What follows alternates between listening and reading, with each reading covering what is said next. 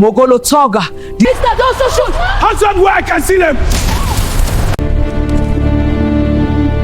In the 1980s, one man brought an entire Akbari town to its knees. He robbed banks in broad daylight. He attacked police stations. He vanished before sirens arrived. Some said he cannot be killed. Some said he was protected by charms. But the truth was far more terrifying. This is the real-life story of the crime lord who exposed corruption inside the system meant to stop him. The year was 1984. Akbari town was struggling. Inflation was rising. Political tension filled the air. In the old Bendel state, now divided into Okuta and Okudi cities, economic hardship weighed heavily on ordinary families. In the crowded neighborhoods of Okuta, a young man named Sultan Koda was growing restless. He was not born into wealth. He was not born into power. He began as a bus conductor, then a commercial driver. He knew the roads. He knew the shortcuts. He knew the police patrol patterns. And slowly, he learned something more dangerous. He learned the weaknesses of the system. At first, it was petty theft, then car snatching, then armed robbery. But Sultan was different. He didn't just want money. He wanted control. By 1985, Sultan had assembled a ruthless team.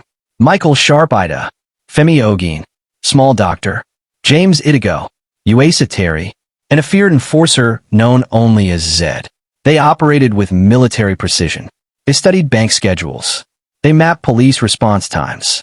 They used stolen vehicles swapped every few kilometers. And then they escalated. They attacked banks in broad daylight. Customers lying face down. Gunshots echoing through concrete halls. Money stuffed into rice sacks. They mounted fake military checkpoints along highways connecting Akbari to Okuta and Okudi. Drivers who hesitated were shot. Police officers were ambushed. Entire communities shut down before sunset. The name Sultan became a whisper. Parents used it to scare children.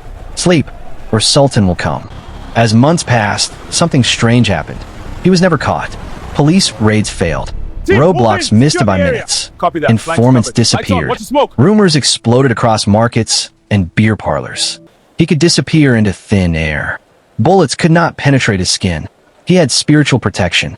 But the truth was not spiritual. It was systemic. Inside the police command structure was a senior officer, Deputy Superintendent Victor Kurimi Ojo. He supplied ammunition. He tipped off raids. He provided escape routes. In exchange, he received a cut of every robbery. The law was not just failing. It was compromised.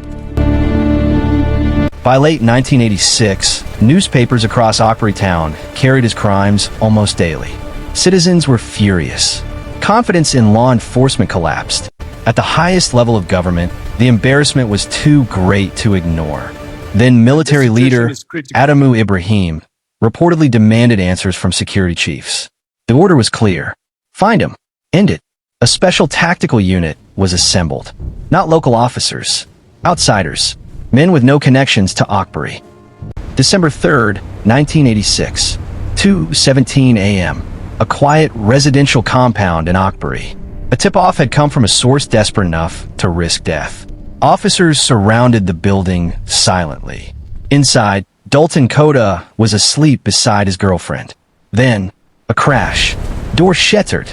Gunfire erupted. He reached for his weapon, but was too slow. A bullet tore through his leg. He collapsed. The man who had terrorized the state lay bleeding on a bedroom floor. The myth ended in seconds. In custody, Sultan Koda did not remain silent. He talked, and what he revealed stunned the nation. He named officers. He described payoff meetings. He explained how raids were avoided. He detailed how weapons were supplied. The betrayal was deeper than anyone imagined. Deputy Superintendent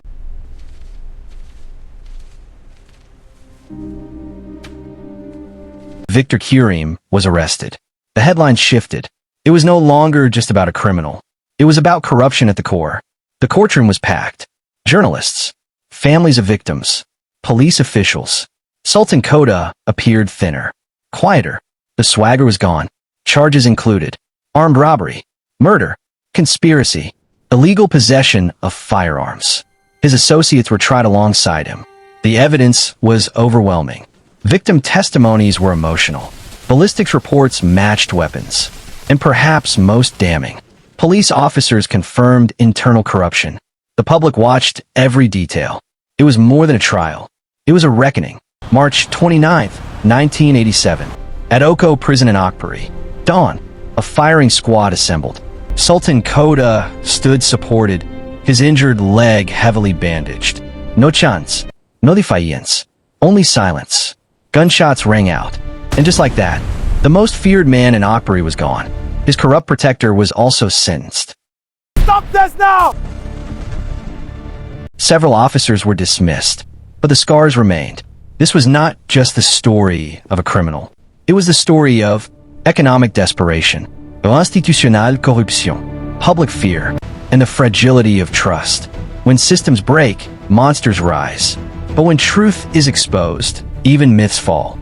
Today, the story remains one of Akpari's most infamous crime sagas. A reminder that lawlessness thrives not just in the streets, but wherever integrity collapses. Thank you for watching. Don't forget to like, comment, and subscribe to continue supporting the channel.